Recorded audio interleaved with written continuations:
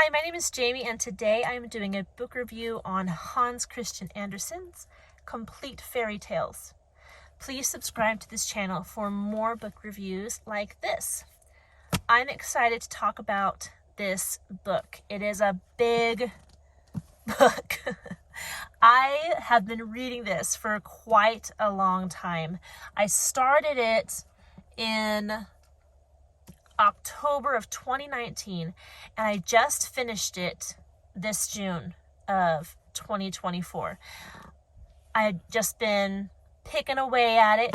It's hard to just read straight through it because it's a collection of all of his stories, and it's more of a book where you come and you pick one up and you read it, and you come another day and you pick it up. There are stories that are longer, that are quite a bit longer, like 20 pages, which is a lot in this book. A lot of the stories are just a page or two, and they're in order of when he published them.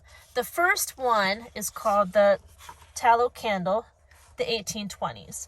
So you see there's a list of all the stories in this book. There's a lot.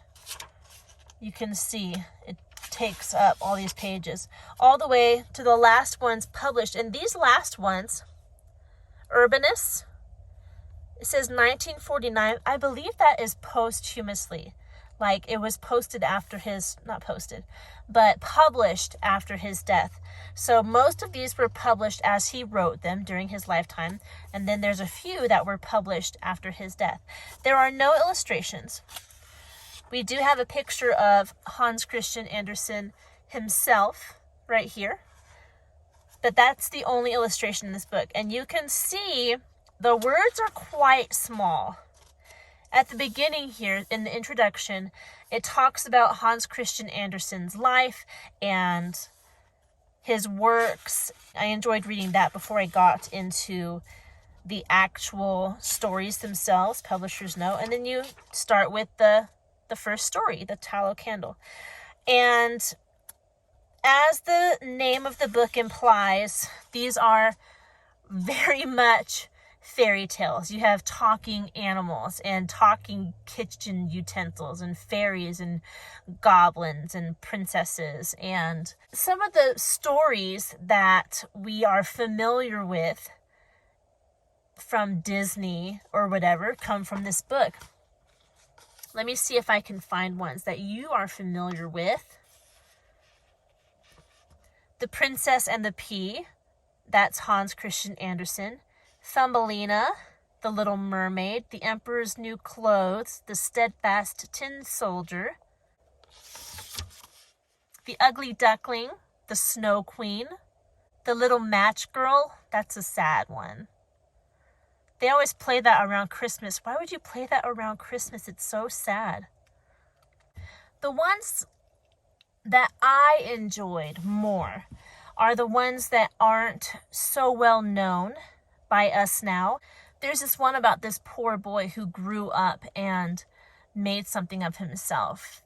He learned and he studied, and he didn't let how his life started dictate what his future would be. He did his best to work hard and do good and to study, and he ended up being a great artist. I think he wrote operas. And there's this one story that talks about the history of Copenhagen.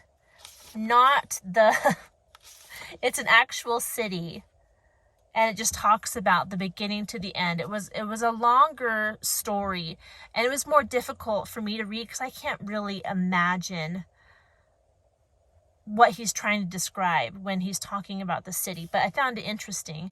I had that problem too when I was reading The Hunchback of Notre Dame, because he spent maybe it was just a long chapter, but he talked about the layout of Paris during that time, and it was just hard for me to imagine, but pretty cool at the same time.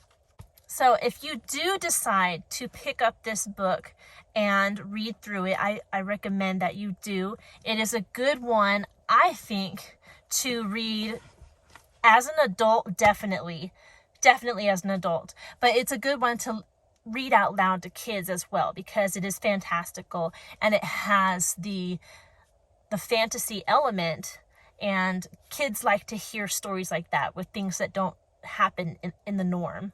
But I like how a lot of these stories have hidden messages too. It's not just like fantasy stories, but it's telling a tale that's supposed to make you think about actual happenings in the real world, the consequences of acting in certain ways, and what could happen if you decided to make better decisions and stuff like that. And there are some stories that are just whimsical and they don't really have a specific meaning. You just read it going, okay, all right.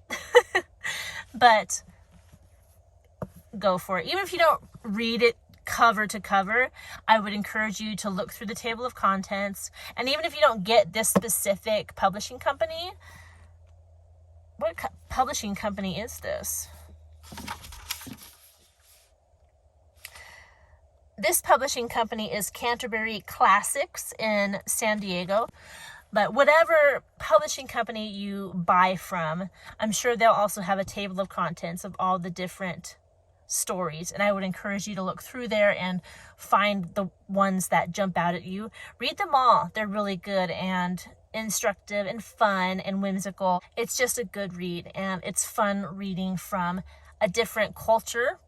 Myself being an American, reading a Danish author, and it would do you good, it would do your kids good, and it's just a lot of fun. So that's all I have for you concerning Hans Christian Andersen's complete fairy tales. I hope you're doing well, and I will talk to you in our next video. Goodbye.